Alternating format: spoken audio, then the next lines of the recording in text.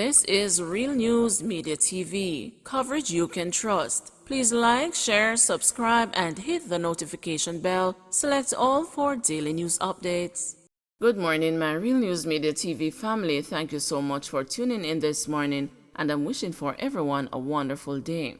And in the news this morning for December 16, 2022, Issa's wrangle with her cops over phone access continues.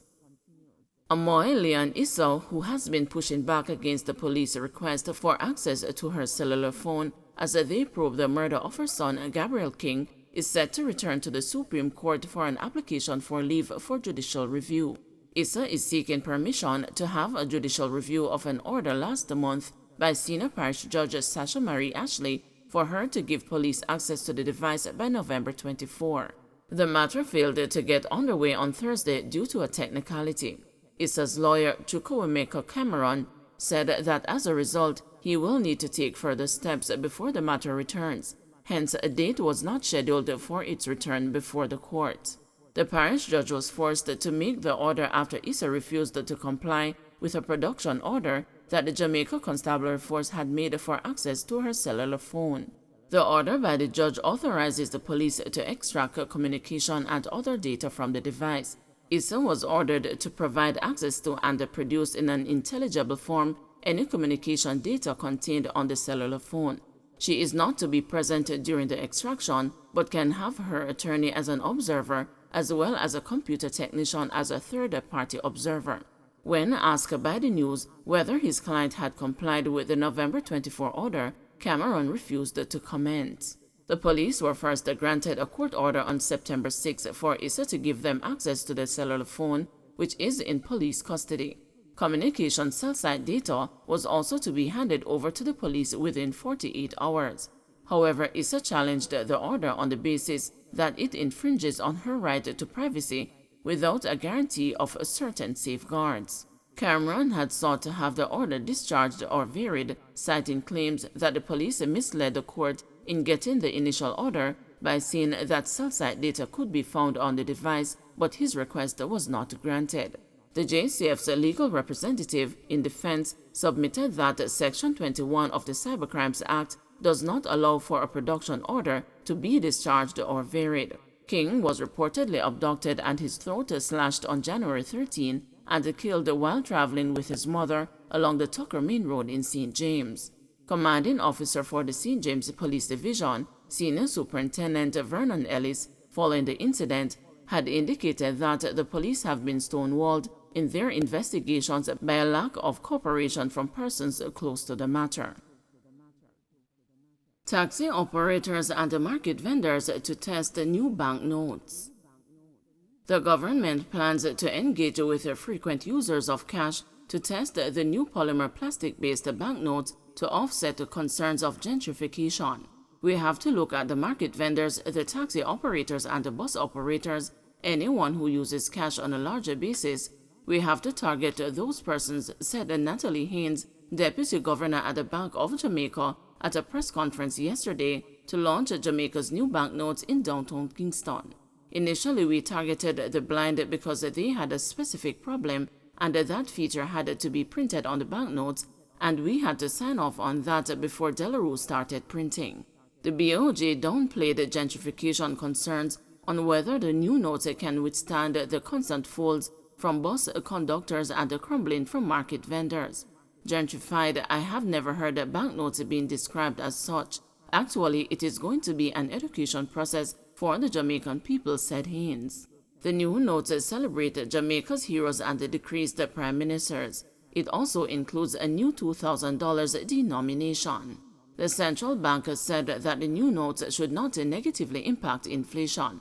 The polymer notes are smooth except for braille to identify the denomination for the visually impaired. The new banknotes will enter into circulation next year, June, and the BOJ intends to embark on a public education campaign to discourage folding and crumbling while highlighting its security features. For the polymer notes, we encourage persons do not crush, do not fold, and do not put graffiti on the notes, said Haynes. The polymer notes, when used properly, can last up to 3 years compared to the 2 years for the current notes. The BOJ typically spends $1.4 billion annually to buy new notes, and Haynes said that the central bank will not have to spend the funds for next year's budget on bills. There is no provision for the printing of banknotes next year, she said. Just think of the savings that we will have by not printing next year. Haynes admitted that the new notes are more expensive to make than the current notes, but did not go into details due to contractual obligations with De La Rue, the island's supplier of banknotes since around 1919. Haynes said that a full communication program will go into high gear prior to the arrival of the notes for circulation.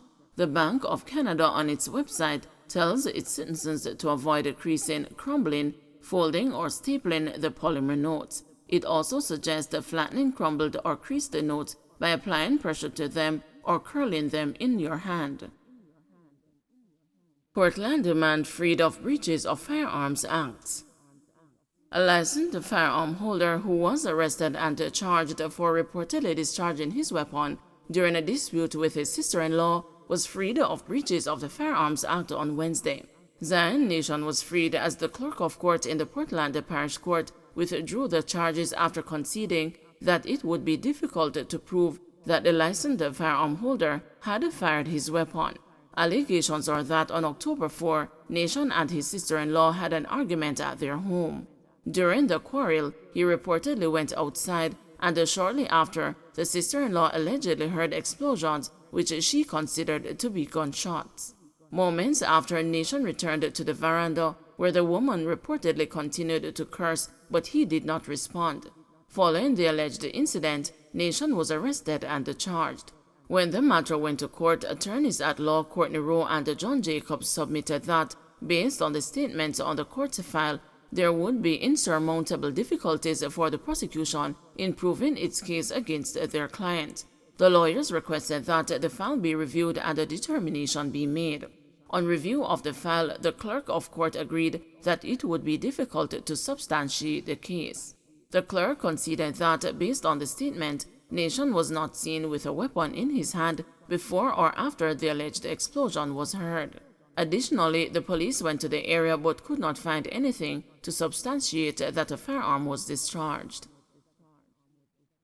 Amputee accused of pointing illegal gun at police freed.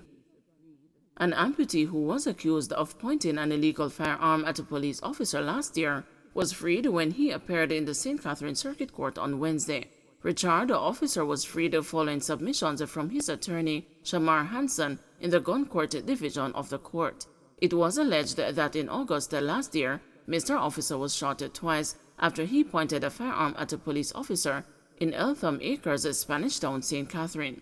But Mr. Officer had a different story. According to him, he was walking along Yonge Street, Brunswick Avenue, when he was attacked by a group of men who stole his money, among other things. In a bid to escape, he said, he ran through the scheme and through some yards before he was shot. Hospitals to release social cases to free up bed space. Health Minister Dr. Christopher Tufton says hospitals will take a decision to release patients who are not critically ill over the Christmas period. He says that this will be done to free up beds in anticipation of emergency cases which normally spike during the season. According to Dr. Tufton, the decision is usually made by a senior medical officer and the chief executive officer at hospitals. He urged the public to prepare themselves for this move if they have hospitalized relatives who could easily be treated at home or guided remotely. The health minister also appealed to members of the public not to use hospitals as holding areas for elderly relatives over the Christmas period. He said some people take advantage of hospitals by dropping relatives at the facilities and leaving them there during the holiday season.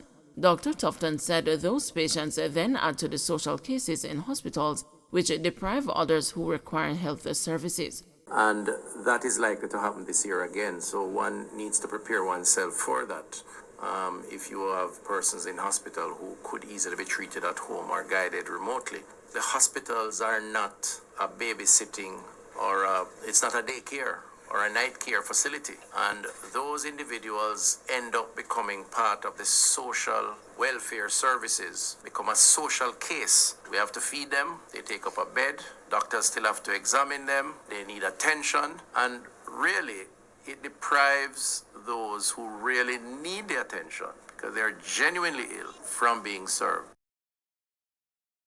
Don't forget to like, share, subscribe, and hit the notification bell. Select all for daily news updates.